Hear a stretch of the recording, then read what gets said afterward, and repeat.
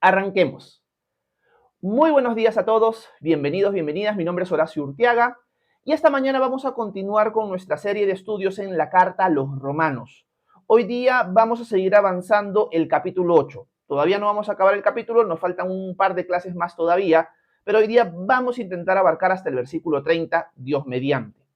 Lo que hemos ido viendo hasta ahora en la carta a los Romanos es que Pablo está escribiendo esta carta a una iglesia que él no conoce y cuyo motivo principal es anunciarles las buenas noticias de salvación, esto es el Evangelio. La forma en la que Pablo lo hace es la siguiente. En los primeros 4 capítulos, Pablo se enfoca en la justicia de Dios.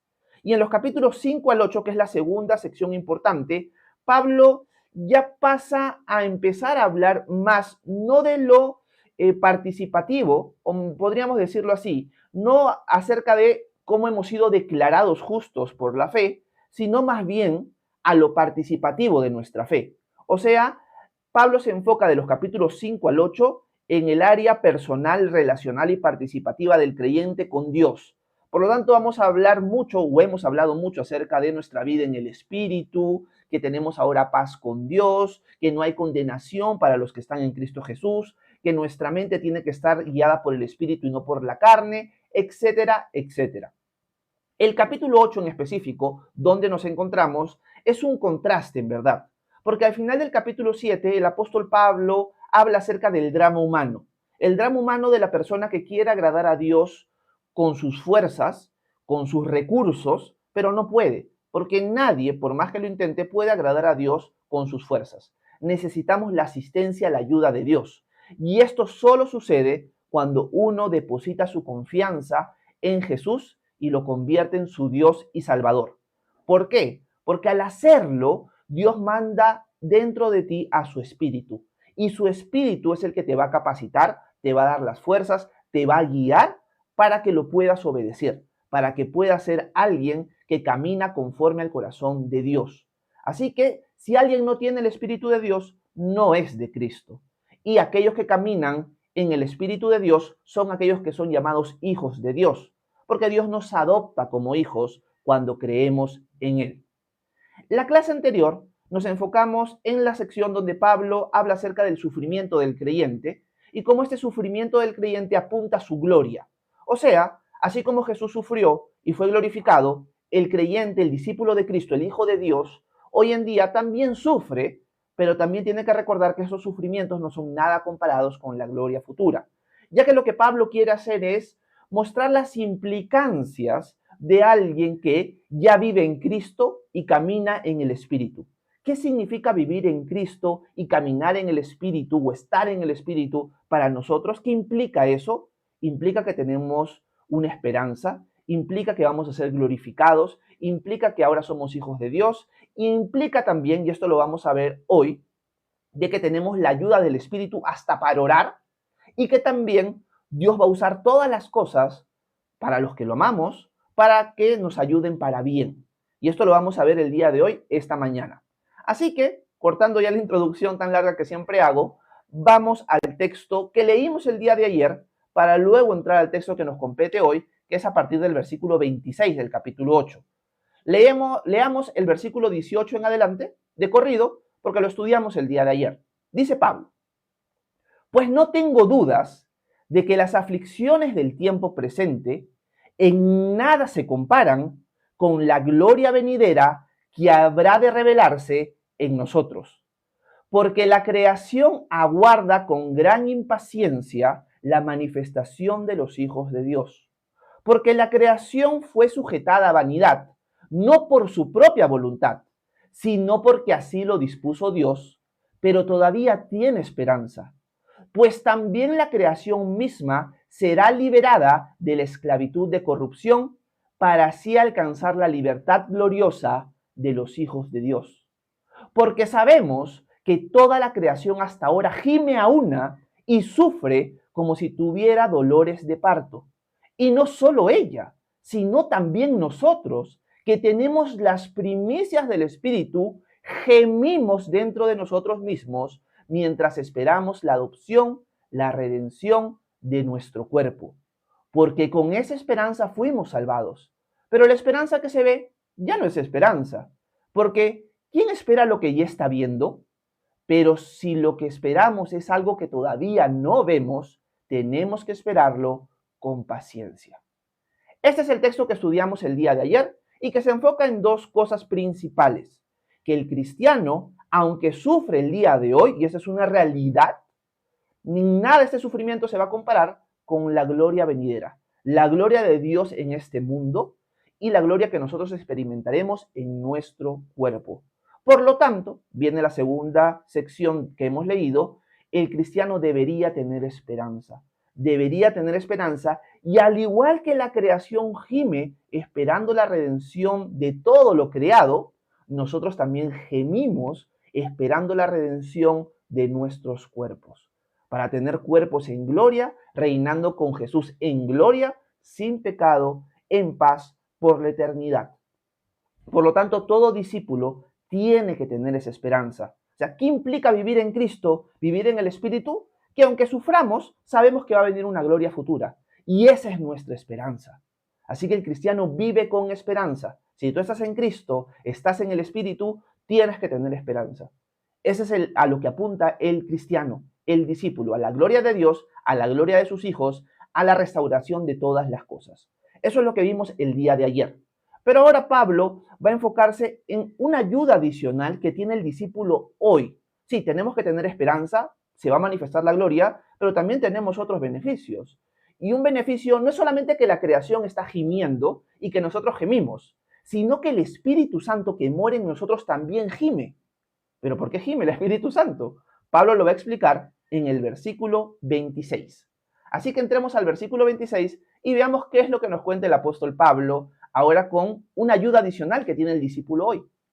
Versículo 26 y leamos también el 27. Dice, de igual manera, el Espíritu nos ayuda en nuestra debilidad, pues no sabemos qué nos conviene pedir, pero el Espíritu mismo intercede por nosotros con gemidos indecibles. Pero el que examina los corazones sabe cuál es la intención del Espíritu, porque intercede por los santos conforme a la voluntad de Dios.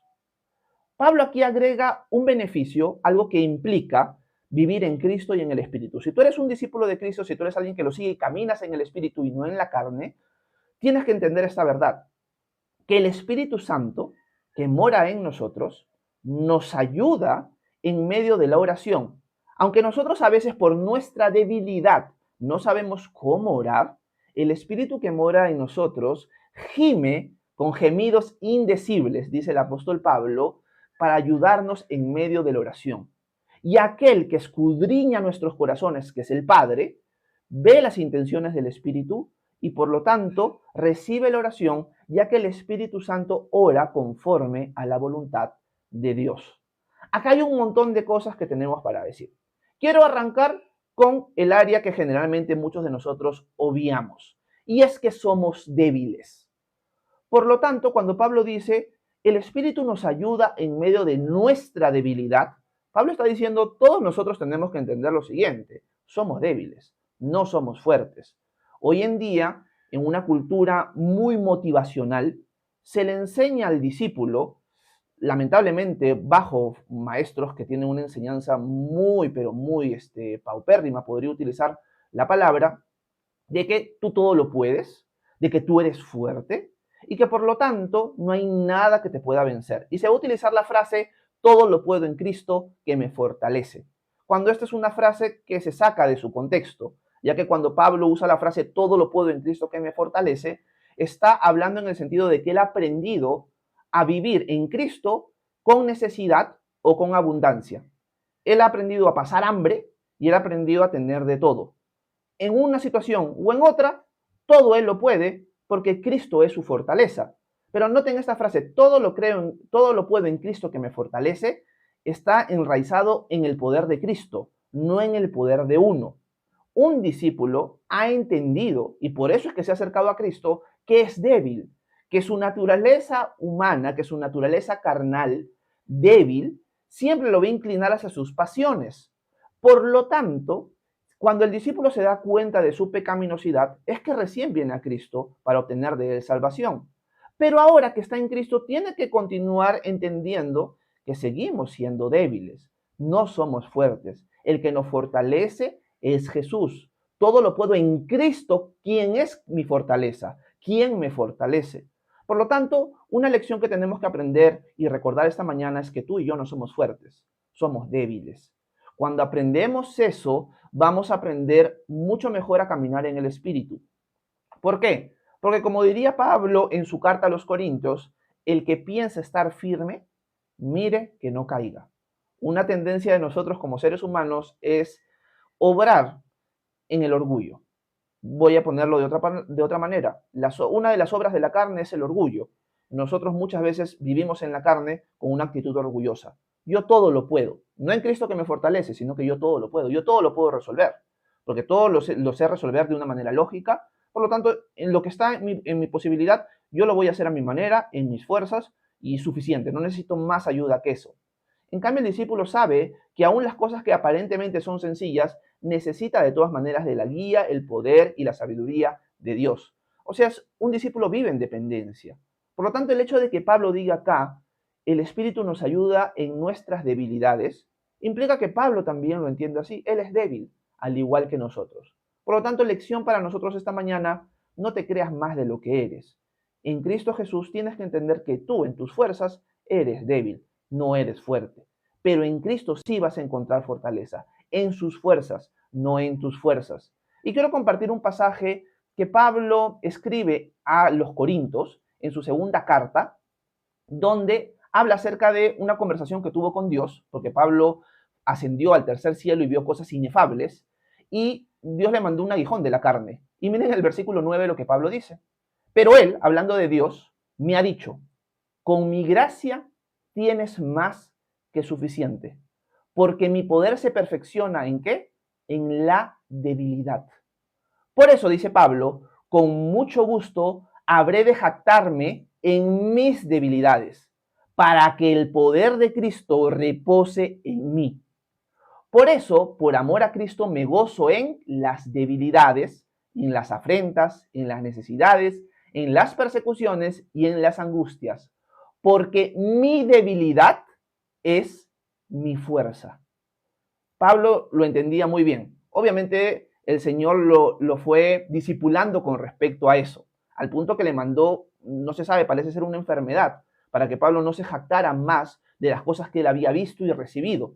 Por lo tanto, Pablo entendió la gracia de Dios, el poder de Dios, se hace visible, se hace palpable cuando yo entiendo que soy débil.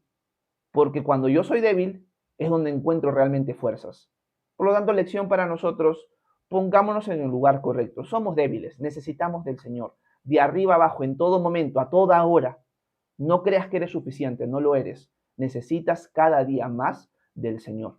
Todos nosotros lo necesitamos. Ahora, entendiendo esta verdad, podemos entender mucho mejor lo que Pablo dice.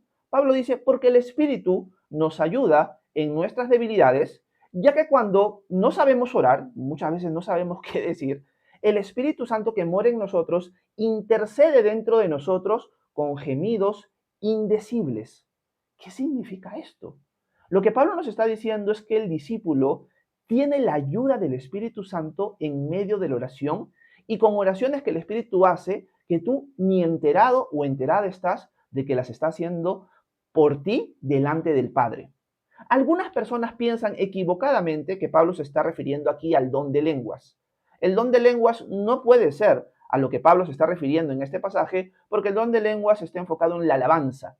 En cambio, lo que Pablo está utilizando aquí en el contexto es el cristiano que está pasando sufrimientos. La creación gime, el cristiano gime por la redención de su cuerpo, el espíritu gime clamando al Padre en medio de las debilidades, en medio de los sufrimientos del discípulo. El Espíritu Santo es una ayuda para él. Por lo tanto, lo que nos está enseñando Pablo en este texto es lo siguiente. Nosotros tenemos dentro de nosotros una persona divina, la persona del Espíritu. Y la persona del Espíritu intercede, ora al Padre en nuestro favor, de una manera que nosotros no vemos, de una manera que nosotros no comprendemos y que sucede de una manera espiritual. Eso es algo bien bonito, porque eso nos está recordando, nos está enseñando, Dios siempre está intercediendo por nosotros. Más adelante, en el versículo 30 y pico, en este capítulo, vamos a ver que Jesús, a la diestra del Padre, también intercede por nosotros. O sea, tenemos la ayuda del Espíritu que ora por nosotros cuando no sabemos qué cosa pedir. El Espíritu sí sabe y el Padre conoce las intenciones del corazón, conoce lo que el Espíritu está clamando y por lo tanto, como el Espíritu ora acorde a la voluntad de Dios, está intercediendo para que se haga la voluntad de Dios en nuestras vidas. Eso es algo hermoso. Pero también el Hijo, Cristo, intercede por nosotros. Y esto me llevó a concluir algo bien bonito esta mañana mientras leía el texto, y es lo siguiente. Si el Espíritu Santo ora por nosotros, el Hijo ora por nosotros, y adicional a esto, en el Sermón del Monte, dice Jesús que Dios ya sabe de lo que tenemos necesidad antes de que nosotros le pidamos, entonces, ¿para qué oramos? Y me puse a pensar eso. Si el Espíritu Santo ora por mí, Cristo, a la diestra del Padre, ora por mí.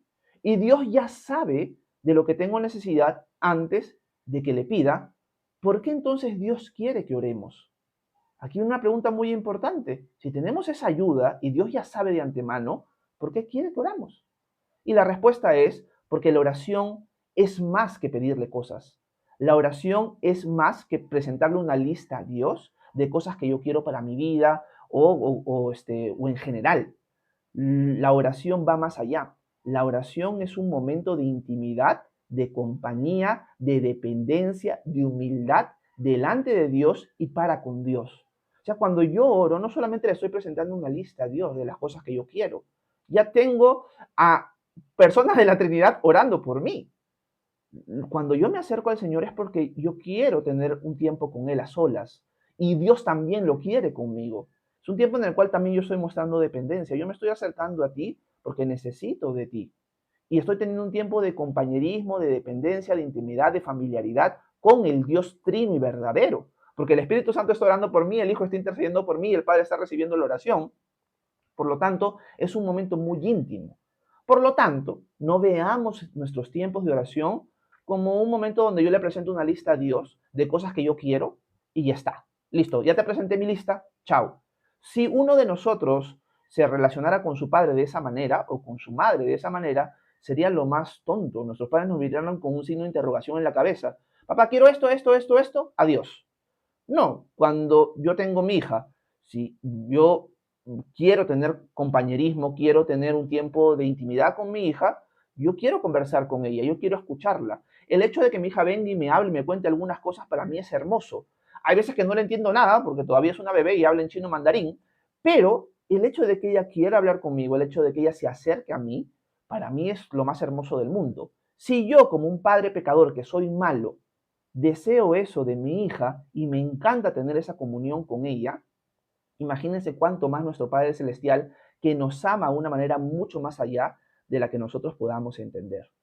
Por lo tanto, lección para nosotros también esta mañana, la oración va más allá de presentarle una lista al Señor. La oración es un tiempo de intimidad, de dependencia con nuestro Dios.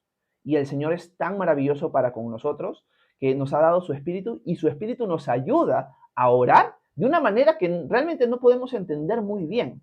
Algunos estudiosos dicen de que lo que Pablo también quiere decir aquí es que muchas veces el Espíritu Santo que intercede por nosotros también va a poner cierto deseo en nosotros de orar por algo en específico. Algo que nosotros generalmente no oramos, pero es como un tiempo en nuestra vida donde el Espíritu nos impulsa de una manera sobrenatural a orar por ciertas personas, por ciertas cosas y perseverar en ellas.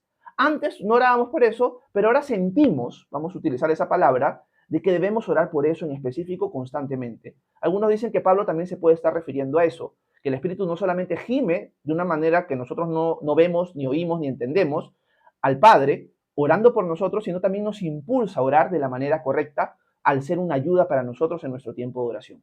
Qué hermoso saber que tenemos la ayuda de Dios hasta para eso, porque la oración es parte vital y fundamental de nuestra fe.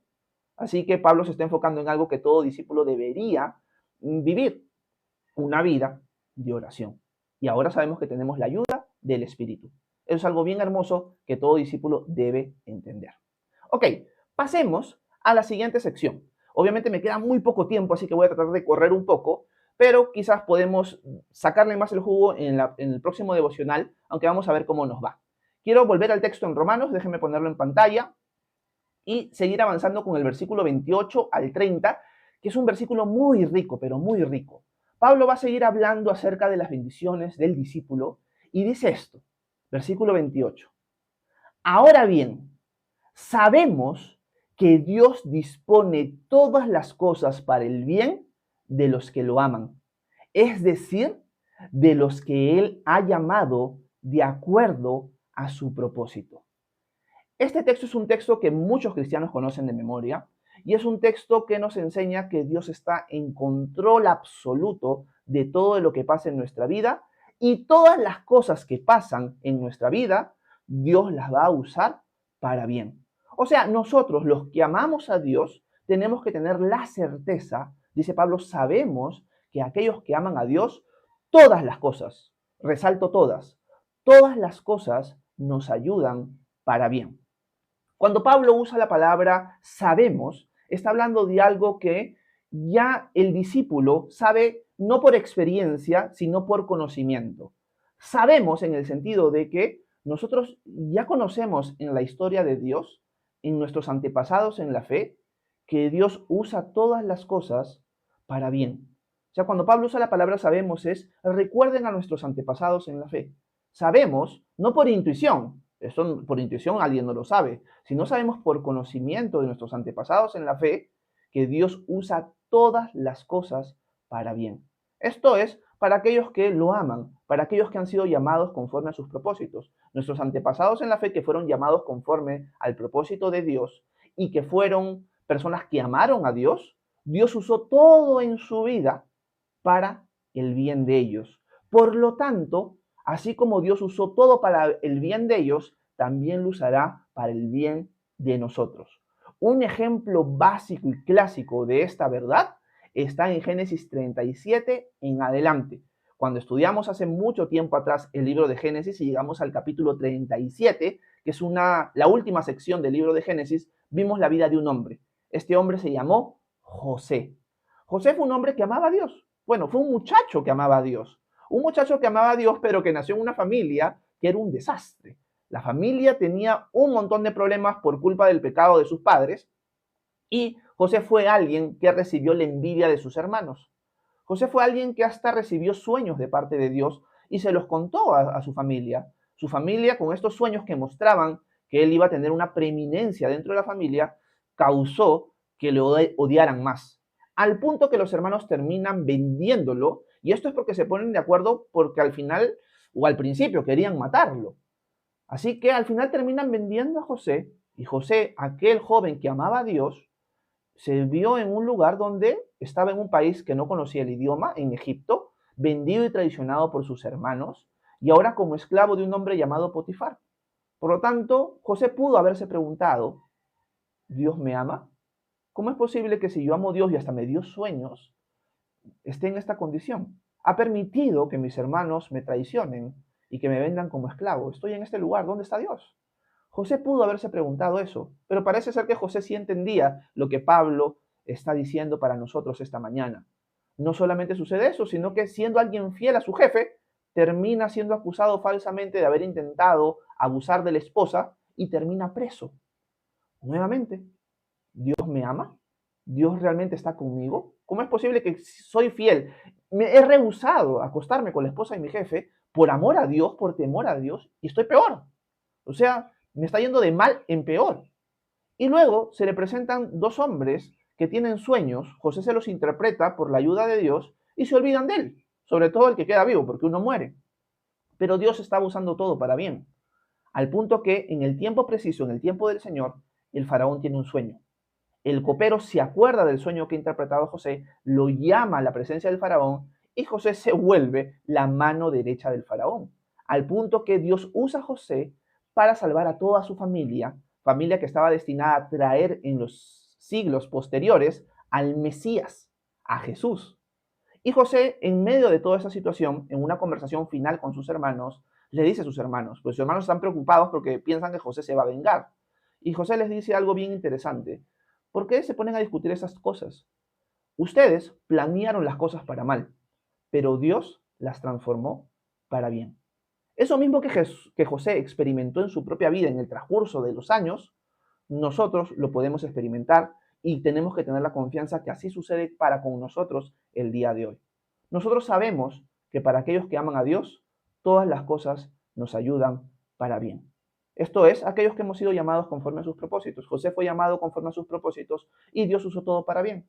Nosotros, que somos llamados conforme a los propósitos de Cristo, hemos creído en Él, tenemos que entender que esa verdad que experimentó José también se experimenta para nosotros el día de hoy. Y esto es lo inicial que quiero compartir con ustedes con respecto a este texto. Ya la próxima semana vamos a tocar este tema a mayor profundidad porque quiero avanzar hasta el versículo 30, pero quedémonos con esta verdad esta mañana. Sea lo que sea que estás pasando, si tú estás en Cristo, recuerda la vida de José, recuerda la fidelidad de Dios y recuerda este versículo tan hermoso que el Señor nos ha dado en Romanos 8:28. Para aquellos que amamos a Dios, todas las cosas, todas, absolutamente todas, cualquier cosa que estás pasando, Dios la va a usar, la va a convertir para bien. Por lo tanto, confía en que el Señor tiene el poder y la capacidad y el control de hacerlo todo de esa manera. Así que descanse en Él y confía en su cuidado y en su amor hacia ti y hacia mí. Así que bueno, ese es el pequeño devocional que quería compartir con ustedes. Ya la próxima semana vamos a intentar abarcar hasta el versículo 30. Pensé que íbamos a poder avanzar y no me equivoqué como siempre. Pero espero que dentro de todo haya sido de edificación este tiempo para ustedes. Si tienen alguna pregunta, alguna duda, algún comentario, por favor, háganmelo saber, que con gusto voy a intentar responder sus preguntas a continuación. Muchas gracias por su atención. Que Dios los bendiga a cada uno de ustedes.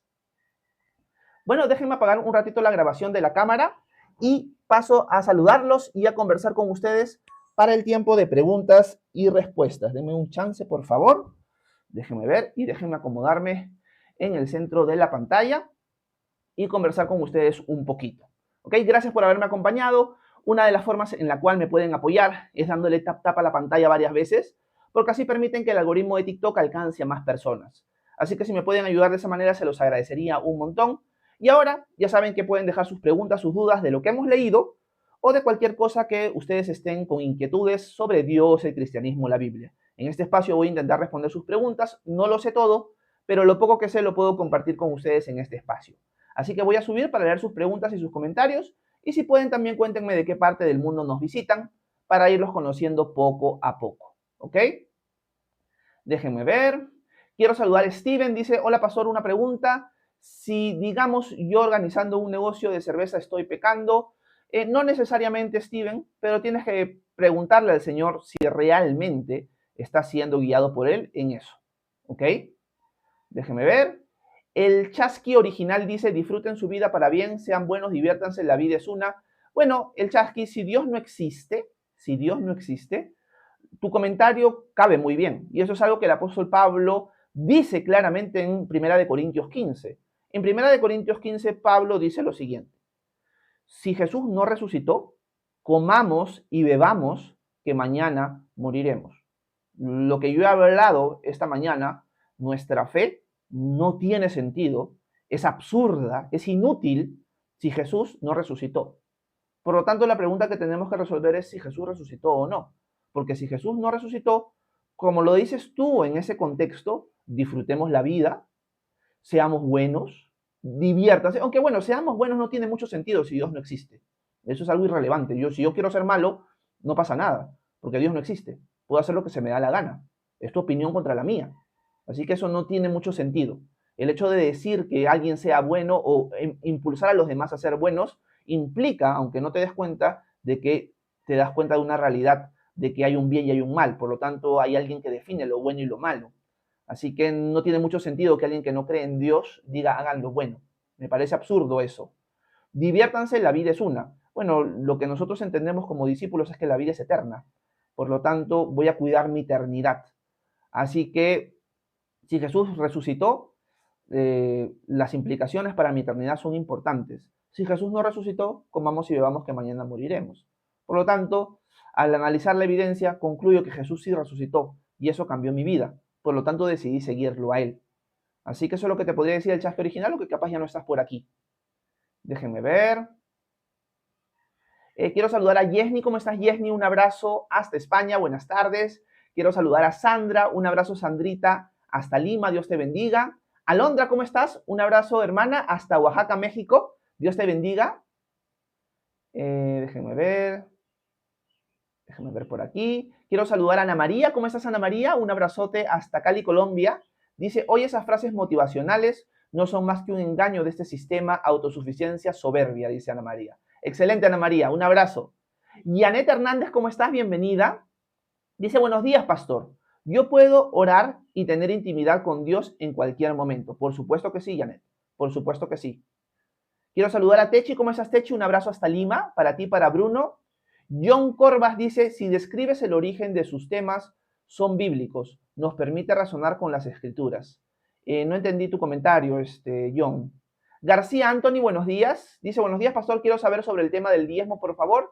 Bueno, el tema del diezmo es un tema que nosotros hemos desarrollado en el Antiguo Testamento, específicamente en el Antiguo Pacto, o sea, el pacto que hace Dios en el monte Sinaí con la nación de Israel. Cuando Dios establece un pacto con la nación de Israel por medio de Moisés, una de las cosas que hace Dios es dar una constitución de las responsabilidades que el participante de ese pacto tenía. Dentro de esta constitución habían distintos mandamientos. Unos de ellos tenían que ver con el tema de los diezmos. Ahora, esto es algo del antiguo pacto. En el nuevo pacto establecido con la muerte y resurrección de Jesús, no tenemos en su constitución del nuevo pacto el mandamiento o los mandamientos de dar diezmos. Por lo tanto, los diezmos como tal, que no eran uno, eran varios, eran parte del antiguo pacto, no es parte del nuevo. Por eso no vas a encontrar ninguna carta apostólica, sea desde Romanos hasta Apocalipsis, donde se exhorte al discípulo a dar un 10%. Primeramente porque no hay sacerdocio a quien dárselo, ya que todos ahora somos sacerdotes. Y segundo, porque el mandamiento se vuelve general. En el nuevo pacto, el mandamiento es a dar al necesitado, a ser alegre al dar, ejemplificando a Jesús, quien siendo rico se hizo pobre para que con su pobreza ahora nosotros seamos enriquecidos. Por lo tanto, no vas a encontrar ni una sola mención en las cartas apostólicas a la iglesia de dar un 10% a alguien en particular. No se va a encontrar. Concluimos entonces que el diezmo fue algo del antiguo pacto y no es algo del nuevo. Y no se debería enseñar de esa manera en la iglesia local el día de hoy. Gracias, García Anthony. Miguel Ortega dice, excelente enseñanza, significa que recién entraba el bagazo. Diana Marcela dice, rendición total. Un abrazo, Dianita, bienvenida. Quiero saludar a Reina también. Buenos días, Reina, un abrazo hasta Lima. Oscar Jr. dice, amén, gloria a Dios. ¿Cómo estás, Oscar? Bienvenido. Y Anet dice, cuando tengo intimidad con Dios y oro, llorar porque lloró en la oración. No entiendo tu pregunta. Cuando tengo intimidad con Dios y oro, llorar porque lloró en la oración. No entendí, Janet. Si puedes reformularme tu pregunta, por favor. Valeria dice, gloria a Dios. Ok, Laurita dice, amén. Oscar también. Mariachi dice, usted está muy joven, porque eso habla puras tonterías, qué ridículo. Gracias, Mariachi, por tu comentario. Bueno, es que al final nosotros sí concluimos que Dios existe y que se ha manifestado en la persona de Jesús. Quizás para alguien que no cree eso puede suceder o puede sonar como una tontería, pero no para nosotros. Por eso es difícil que una persona que no ha creído en Dios y en Cristo, por lo tanto, lo vea como algo lógico, como algo sabio, como algo rico, espiritualmente hablando. Así que te entiendo, Mariachi. Y gracias por lo de joven. Ya no soy tan joven, tengo 40 años. Laura dice, es verdad, me pasa mucho eso, orar por cosas que no pensaba. Amén, Laurita. Oscar dice todo el tiempo. Oscar dice conexión, interacción espiritual. John dice, muy bonitas sus palabras, muy digeribles. Un abrazo, John, gracias. Déjenme ver. Mike, ¿cómo estás? Un abrazo hasta Lima, hermano. Hoy día estuvimos viendo Romanos 8, versículos 26 al 28. Déjenme ver. Quiero saludar a Harold hasta Lima. Jessica también, un abrazo. Bienvenida, Jessica. Qué lindo leerte por acá. Gracias, Laura. John dice, recuerda, Dios todo utiliza para bien. Amén, John. En la épica dice, principal diferencia entre bautistas y pentecostales. Gracias en la épica. Principal diferencia es más que todo lo relacionado a la persona del Espíritu. ¿Ok? El pentecostal, en general, va a considerar que el Espíritu Santo todavía sigue otorgando diversos dones a la iglesia. El bautista, en general, va a pensar que ya no. Por lo tanto, los bautistas van a ser más cesacionistas, los dones ya cesaron. El pentecostal va a entender que los dones continúan, va a ser continuista. Por lo tanto, el pentecostal entiende de que Dios puede levantar a alguien con el don de profecía, con el don de lenguas. El bautista generalmente no va a pensar eso. Así que hay una distinción muy grande entre el bautista y el pentecostal, sobre todo en la persona del Espíritu Santo y en su obra. Esa es la distinción principal entre bautistas y pentecostales. El pentecostal va a creer en algunas circunstancias que existe algo llamado el bautismo del Espíritu Santo. El bautista no va a creer eso. Por lo tanto, más que todo, las diferencias radican en el entendimiento de la obra de la persona del Espíritu Santo para uno y para otro. Gracias, en la épica. Cris, ¿cómo estás? Buenos días, bienvenida. Dice Pastor Urtiaga, es de bendición sus enseñanzas y usted que el Eterno lo bendiga y lo guarde. Gracias, Cris, por tu lindo comentario. Ney pregunta, ¿se pierde la salvación? Considero que la salvación no se pierde, Ney. Es una pregunta muy recurrente en base a ciertas promesas que Dios y Jesús hacen en las Escrituras. Por ejemplo, en Juan capítulo 10, que creo que para mí es el pasaje más claro y siempre lo repito, ya las personas que me siguen durante mucho tiempo siempre escuchan esa misma respuesta, es que Jesús en Juan 10 dice que sus ovejas oyen su voz, Él las conoce y ellas lo siguen. Jesús dice, yo les doy vida eterna. Jesús la da. Y dice, y nunca perecerán, sus ovejas a quienes Él les dio vida eterna, nunca perecerán, ni nadie podrá arrebatármelas de la mano, dice Jesús. Por lo tanto, si Jesús dice que si yo soy su oveja, nunca voy a perecer, ni nadie me va a poder arrebatar de sus manos, yo lo creo. Entonces, considero que el hecho de que un discípulo, alguien que ha nacido de nuevo, alguien que tiene el Espíritu de Dios, un hijo de Dios, pueda pensar en que puede perder esa condición, me parecería que estaríamos negando la promesa de Jesús, de que nadie va a poder arrebatarlos o arrebatarnos a nosotros de su mano. Ese es el entendimiento que tengo. Por lo tanto, Ney, considero que la salvación no se pierde. Ahora, viendo la otra cara de la moneda, tenemos que recordar que aquellos que creen que la salvación sí se pierde en un sentido teológico, en un sentido bien estructurado, van a decir que la salvación se pierde en caso de apostasía, no por cualquier pecado, como algunas iglesias lamentablemente enseñan. O sea, no es que por decir una mentira vas a perder la salvación. Eso es que has vivido más en la carne y no en el espíritu, pero sigues teniendo el espíritu. Para aquellos que la salvación se pierden, ellos van a decir que solamente por causa de apostasía. O sea, que esa apostasía es darle la espalda a Dios. Es que a quien le dice tu lealtad y lo seguiste y le entregaste tu vida, decides ya no hacerlo. Decides salir de ese lugar, decides volverte su enemigo o su enemiga y adorar a otro Dios, sea a ti mismo o a otro Dios. Por ejemplo, una persona que está adorando al Dios vivo y verdadero y se aparta y empieza a adorar a Alá, por ejemplo, el Dios de los musulmanes. Para los hermanos que consideran que la salvación se pierde, este individuo que tomó esa decisión de dejar el cristianismo e irse al Islam perdió su salvación. Ellos lo van a pensar así. Así que es por causa de apostasía los que consideran que la salvación se pierde. Nosotros los que consideramos que la salvación no se pierde diríamos que esta persona que dejó el cristianismo y se fue al Islam nunca realmente fue discípulo. Fue alguien que de la boca para afuera dijo creer en Jesús, pero realmente nunca tuvo el Espíritu de Dios. Al final los dos concluimos lo mismo. Esta persona no es salva. Pero diferimos en cuanto a cómo sucedió eso. Eso es lo que te podría decir, Ney. Gracias por tu pregunta. Chris nos saluda desde México. Un abrazo, Chris, hasta México. Qué bueno saber que eres de por allá. Verónica dice, un ratito como dice el pastor Horacio. Wow, de mucha bendición el devocional. Gracias, pastor. Un abrazo, Vero. Gracias a ti por tus comentarios y por siempre estar con nosotros. Mimi, ¿cómo estás? Buenos días. Bienvenida nuevamente por aquí. Gracias. Zoe, ¿cómo estás? También bienvenida nuevamente por aquí. Dice, ¿qué opina pastor del Islam? Está invadiendo Perú. Bueno, el Islam es una religión falsa, es una religión satánica, vamos a ponerlo así, y que ha causado mucha esclavitud de distintas maneras en los países donde reina. Por lo tanto, es algo que deberíamos rechazar como cristianos. Katy Niles dice, hola, bendiciones, lo sigo desde Estados Unidos, quisiera saber si la Navidad es una fiesta pagana. La Navidad como tal, Katy, gracias por tu pregunta, no es una fiesta pagana, es una fiesta cristiana. Que sus orígenes quizás hayan surgido de darle la contra, de cristianizar una fiesta pagana, sí es posible.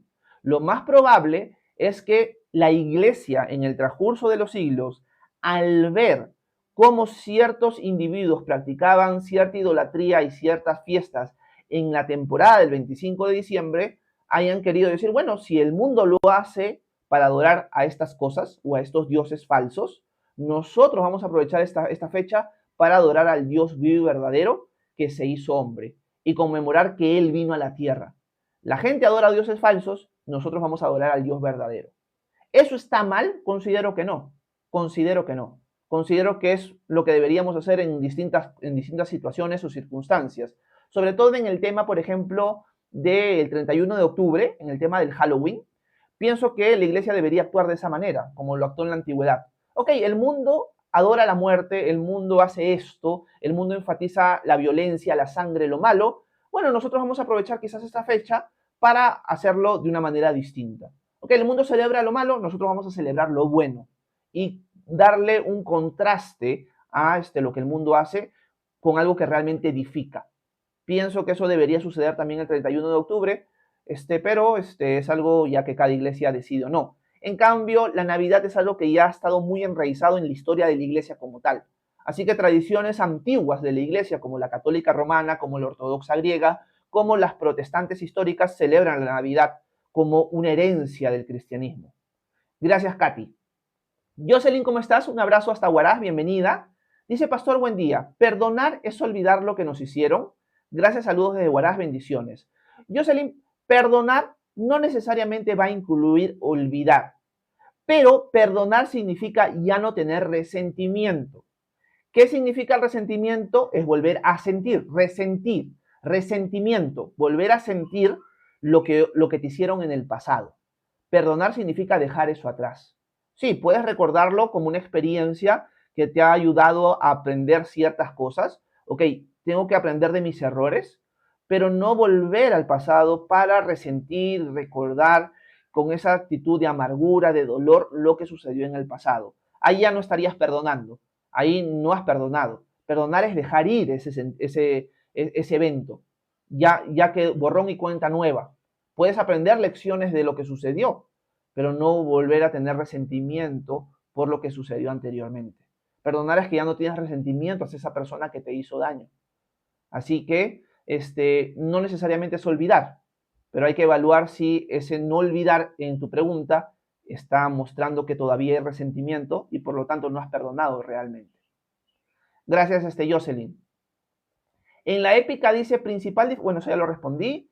Silvia Melina, ¿cómo estás? Bienvenida. Gracias por estar con nosotros hoy por aquí. Un abrazo, Silvia, hasta Bolivia. Bienvenida. En la épica dice, bueno, en la épica me repitió. En la épica no es necesario repetir la pregunta varias veces. Con una sola vez que la preguntes, suficiente, porque yo trato de avanzar todos los comentarios y no saltarme ninguno. ¿Ok? Ney dice, hola, la salvación también igualito ya respondí esa pregunta. Edward Rodríguez dice, Dios le bendiga, pastor, desde Maryland. Un abrazo, Edward, hasta Estados Unidos. Melvi, ¿cómo estás? Buenos días. Dice, cuando habla de los elegidos en Apocalipsis, ¿se refiere en simbólica o literal? Depende el texto bíblico, Melvi. No te doy una respuesta definitiva porque no sé específicamente a qué texto te estás refiriendo y no quiero equivocarme en mi respuesta. Así que es importante entender el contexto y a quién se está refiriendo en el contexto a los elegidos en la pregunta que surge de tu persona. Así que si puedes darme un texto bíblico donde se utilice esa palabra en el libro de Apocalipsis, capaz la podemos revisar. Gracias, Melvi. Happy dice, bendiciones, Pastor Horacio, para usted y su familia. Gracias, Happy. Gracias por estar con nosotros. Alex, ¿cómo estás? Bienvenido. Dice, saludos desde Ecuador. Un día más conectándome para aprender más de Dios. Un abrazo, Alex, hasta Ecuador. Karim dice, ¿a qué se refiere la Biblia que el obrero es digno de su salario? Gracias, Karim. Si no me equivoco, esto lo estudiamos en Primera de Timoteo. Y cuando Pablo dice que el obrero es digno de su salario, está hablando en el contexto de aquellos maestros que oficiaban este deber, esta vocación dentro de la iglesia en Éfeso, a la que Pablo escribe en Primera de Timoteo. ¿Qué significa esto? De que Pablo exhorta a la iglesia en Éfeso, por medio de la primera carta a Timoteo, de poder apoyar económicamente a sus maestros. Esto Pablo lo pide como algo que es lógico, o sea, un soldado no vive de sus propios recursos, no va a pelear la guerra por sus propios recursos, es el Estado el que sustenta al soldado para pelear la guerra. Un pastor de ovejas no es lógico que vaya a utilizar la lana de las ovejas para sustentarse, para abrigarse. Por lo tanto, el obrero es digno de su salario. Significa de que no está mal, es algo que hasta la misma naturaleza muestra, de que aquellos que sirven al pueblo de Dios enseñando puedan recibir de parte del pueblo de Dios un sustento económico. Eso es algo que Pablo lo deja claro en Primera de Timoteo y en otros pasajes más. Ahora, Pablo, para agregar un poquito más a esto, Pablo mismo rehúsa a este derecho, rehúsa aceptar este derecho para no ser piedra de tropiezo para el Evangelio. Cuando estudiamos Primera de Tesalonicenses y vimos el capítulo 2, vimos que Pablo cuenta que él rehusó este derecho. Él como apóstol tenía el derecho de pedir sustento a la iglesia que él había plantado en la ciudad de Tesalónica, en Primera de Tesalonicenses. Pero Pablo rehúsa este derecho y prefiere trabajar para no ser piedra de tropiezo para el mensaje de salvación, porque muchas personas, como sucede el día de hoy, van a decir, este personaje, este hombre, viene y enseña esto porque quiere vivir de eso, lo quiere hacer para sacar dinero. Pablo dice, para no ser piedra de tropiezo esas personas, que al final no se van a acercar porque piensan que yo he venido con un interés económico, yo prefiero trabajar y no aprovecharme de este derecho que sí tengo. Y Pablo lo hace. Por lo tanto, no está mal si hay maestros o líderes que deciden voluntariamente abstenerse de ese derecho y decir, yo no voy a pedir ningún centavo. Si la iglesia me quiere dar, amén, pero yo no se los voy a exigir. No les voy a decir, ese es mi derecho y los voy a pastorear sí y solo si ustedes me dan. Si no me dan, me voy. El pastor tiene la posibilidad de decir, no, yo voy a trabajar con mis manos y no hay necesidad de que ustedes me sustenten a mí, a menos que ustedes lo quieran voluntariamente. Y yo creo que es el mejor camino a seguir dentro de un mundo donde la mayoría de líderes religiosos lo hace para sacar un provecho económico de por medio. Así que eso es lo que te podría decir, Karim. Gracias por tu comentario y por tu pregunta. Sandra dice, hermano, no parece de 40, parece de 30. Gracias, Sandra. Sí, muchos me dicen lo mismo. Y eso es una piedra de tropiezo para mi esposa, porque en algún momento va a parecer mayor que yo. Janet dice, cuando oro y tengo intimidad con Dios, lloro mucho. ¿Por qué? Gracias, Janet. Ahora sí entendí tu pregunta. Bueno, realmente es que hay más personas, o hay personas que son más sentimentales que otras. No está mal que tú llores mucho o llores poco en medio de la oración. Hay personas que somos más lloronas que otras. Mi esposo y los que me rodean saben que yo tiendo a ser llorón. No lloro mucho cuando oro, pero sí lloro generalmente cuando oro. A veces que salgo del cuarto o de la oficina cuando he estado orando y mi esposa me dice que has estado llorando, sí. Y para ella le parece algo raro, ¿no? De que me ponga a orar en mis tiempos de oración y salga con los ojos rojos porque he estado llorando. Pero es que soy así. Y yo creo también de que Dios a veces a algunos de sus discípulos los vuelve más sensibles en ciertas cosas, algunos en la oración. Yo antes quizás no era alguien muy llorón. Ahora que he conocido al Señor y he caminado con Él, me he vuelto más llorón. ¿Eso significa que soy más espiritual? No, por si acaso. Pero Dios me ha vuelto más sensible en esas cosas. No está mal, pero tampoco es una señal de mayor espiritualidad ni nada por el estilo. Somos distintos, somos diversos. Cada uno es muy distinto del otro. Y hay personas que vamos a ser más lloronas que otras. Así que puede ser, Janet, que simplemente eres así. Eres una persona que tiende a ser más llorona en tiempos de humillación, en tiempos de humildad, en tiempos de intimidad con Dios que otras. Nada más. Yo también soy llorón. Gracias, Janet. Zoe también dice que no parezco de 40. ¿Cómo está, Janichi? Un abrazote, bendiciones, bienvenida. Raúl dice saludos desde México. Un abrazo, Raúl, hasta México. Bienvenido. Harold dice, hermano Horacio, luego le pregunto mejor por privado porque aquí seguro ya no llega a leer mi pregunta. Ya llegué y no la hiciste. Joseph dice, hermano, ¿tú eres continuista o cesacionista? Soy continuista, Joseph. Pero es loco, porque yo soy continuista, considero de que la Escritura no enseña que los dones han cesado, pero si tú preguntaras en la iglesia local que yo pastoreo, si se habla en lenguas, si hay palabras proféticas o cosas así, todos los que están en la iglesia local que pastoreo te van a decir que no. Porque si los dones continúan, y considero que sí, es el Espíritu Santo el que en su tiempo, si Él lo desea, va a mover las cosas de esa manera y les va a dar a alguno de los miembros de la iglesia el don de lenguas, el don de interpretación de lenguas, el don de profecía, el don de hacer milagros, el don de diversas sanidades, etcétera, etcétera. Y si no lo quiere, no. Por lo tanto, como realmente, si el Espíritu Santo lo quiere hacer o no, y no nos creemos más espirituales por tenerlos o no tenerlos, porque los dones no hablan de madurez, la iglesia solita, por el momento, no practica ninguno de estos dones, por más que somos continuistas, por más que he enseñado el tema de los dones del Espíritu Santo en la iglesia. Así que soy continuista, pero en la iglesia que pastoreo nadie habla en lenguas hasta el día de hoy. Así que eso es lo que te podría decir, Joseph. Déjenme ver. Quiero saludar a Vidriogar, aunque ya la había saludado. Dice, pastor, ¿cómo sería el plan de salvación para un sordomudo? Gracias. Bueno, Vidri, hay un montón de formas en la cual un sordomudo puede llegar a conocer el evangelio. Un sordomudo no está limitado a ver, a un sordomudo no está limitado a leer, y por lo tanto, él puede llegar a entender, es más, hasta por lenguaje de señas, el mensaje de salvación. Ser sordomudo no lo limita a poder conocer al Señor. Así que no llego a comprender más allá de tu pregunta. No sé si quieres reformularla o ver hacia dónde vas, porque no llego a entenderte hacia dónde vas. Un sordomudo, al igual que cualquiera de nosotros, quizás no va a escuchar audiblemente, pero sí va a poder entender el mensaje de salvación a través del lenguaje de señas, a través de leer, por ejemplo. Ni siquiera es ciego, ¿no? Y un ciego también sí puede escuchar. Imaginemos ya que fuera ciego, que fuera sordo y que fuera mudo. Imagínate todo eso, aún ellos tienen la forma, aunque ya creo que ahí sí ya sería muy complicado, ¿no? Ahí sí no sé.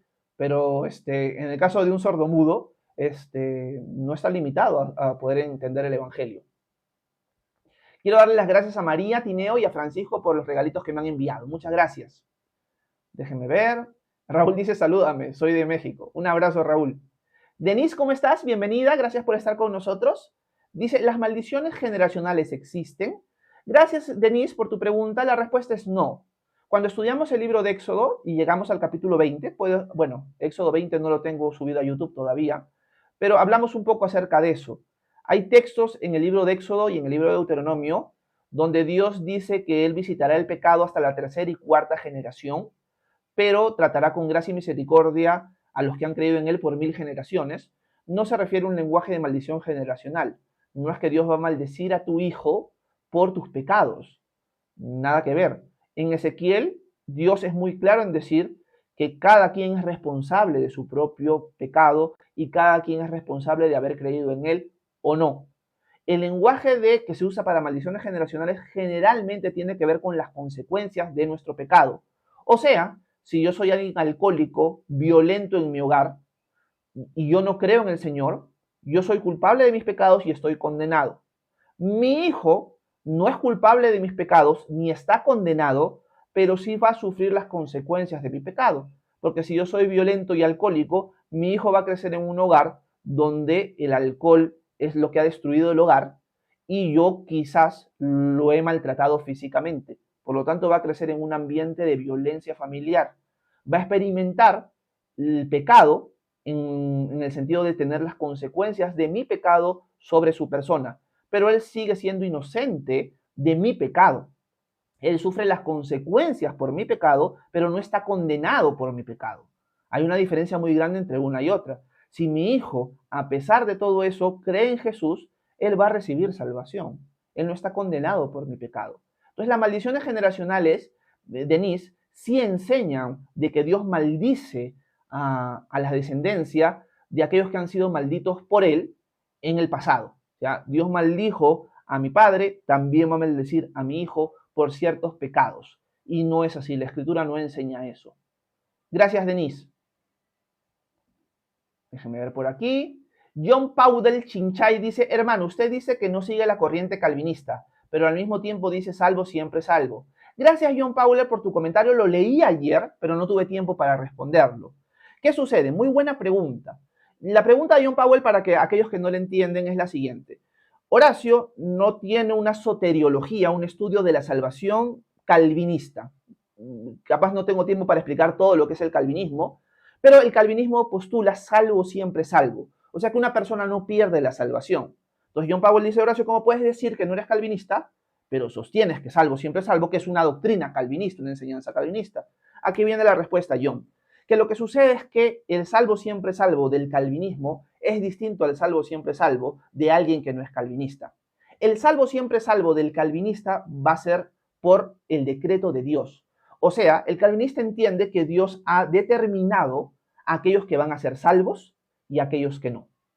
Por lo tanto, en el decreto divino eterno, antes de la fundación del mundo de Dios, Dios ya había determinado por decreto divino que Horacio va a ser salvo. Por lo tanto, si Dios ya lo decretó, eso no va a cambiar. Sea lo que haga yo, si Dios ya decretó en este decreto divino anterior a la creación del mundo en la eternidad de que Horacio va a ser salvo, eso no va a cambiar. Salvo siempre salvo. Ese es el entendimiento calvinista. Dios ha decretado quiénes van a ser salvos y quiénes no. Discrepo rotundamente con esa postura. En cambio, cuando yo digo que la salvación no se pierde, no está enraizada en el decreto divino de Dios desde antes de la fundación del mundo, que ha decidido salvar a algunos por la eternidad y a otros condenarlos por la eternidad. Y esto lo decidió Dios. No, sino de que Jesús ha prometido que aquellos que vengan a Él, nadie los va a separar de su mano. Son completamente dos conceptos distintos. Yo no estoy diciendo de que Horacio, por más de que no quiera creer en Dios, como Dios ya lo decretó, de alguna manera Dios me va a traer hacia Él, independientemente de mi voluntad. Mi voluntad no importa mucho porque Dios ya lo decretó. Por lo tanto, si Dios ya decretó que yo soy salvo, por más que yo no quiera, al final lo voy a hacer. En cambio, lo que estoy diciendo yo es, Jesús ha dicho que toda persona que viene a Él, que es parte de su rebaño, Él no lo va a soltar, va a estar en sus manos. La salvación que no se pierde es en base a la promesa de Dios. En mi caso, en el caso del calvinismo, es en base al decreto divino de Dios. Son conceptos completamente distintos para aquel que entiende el calvinismo como tal. Así que creer que no se pierde la salvación, por más que esa frase sea dicha en los dos lugares, el concepto y la forma en la que se llega a esa verdad es distinta en las dos formas de pensar. Yo no tengo una forma de pensar calvinista, John Powell. Gracias por tu pregunta. Espero que, sobre todo para ti, que es el que ha hecho la pregunta, se haya podido entender. Gracias por hacerla. Déjenme ver por aquí algunos comentarios más. The Sodium Club dice, ¿cómo tiene que hacer un hombre que se convierta al Señor y era transoperado como hace en matrimonio? Bueno, obviamente acá hay consecuencias por su vida pasada y obviamente hay muchas cosas que no va a poder experimentar por haberse mutilado físicamente en el pasado. Es igual que alguien quizás dentro de un ritual satánico se haya sacado un ojo, por ejemplo, ¿vale? Estoy exagerando, ¿no? Pero imaginemos que pase algo así, se saca un ojo y ahora viene a los pies de Cristo, ¿ahora cómo hago para ver con mis dos ojos? Ya no puedes, son las consecuencias de tu vida pasada. Por lo tanto, hay un montón de consecuencias por vidas que antes de conocer a Cristo se mutilaron de alguna u otra manera. Déjenme ver. Melvi dice, pastor, me explica Hechos 14:22, habla del reino de Dios. Gracias, Melvi. Voy a terminar con la pregunta de Melvi, porque ya no me alcanza el tiempo para seguir respondiendo más preguntas. Y vamos a ver Hechos 14:22. ¿Ok? Hechos 14, vamos a ponerlo en pantalla. Déjenme ver. Tenemos la visita de Pablo y Bernabé, el primer viaje misionero a Iconio. Y Melvi preguntó el versículo 22. Ok, vamos al versículo 22, a ver si se puede entender fuera de contexto. Ok, vamos al versículo 21. Ok, sí, al versículo 21. Pablo está visitando distintas regiones, está visitando Antioquía de Pisidia, Iconio, Listra, Derbe, y dice el versículo 21 lo siguiente. Después de anunciar el evangelio en aquella ciudad y de hacer muchos discípulos, los dos regresaron a Listra, a Iconio y a Antioquía. Y allí infundían ánimo a los discípulos y los alentaban a mantener la fe. Les decían, para entrar en el reino de Dios nos es necesario pasar por muchas tribulaciones.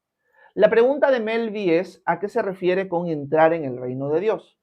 Dentro de la Escritura, recordemos que cuando Pablo y compañía estaban anunciando el Evangelio, su base para predicar el Evangelio era el Antiguo Testamento. El Nuevo Testamento todavía no estaba escrito, se estaba escribiendo recién. ¿A qué se refiere el Antiguo Testamento con el reino de Dios o entrar al reino de Dios? Era lo que va a suceder con la segunda venida de Jesús.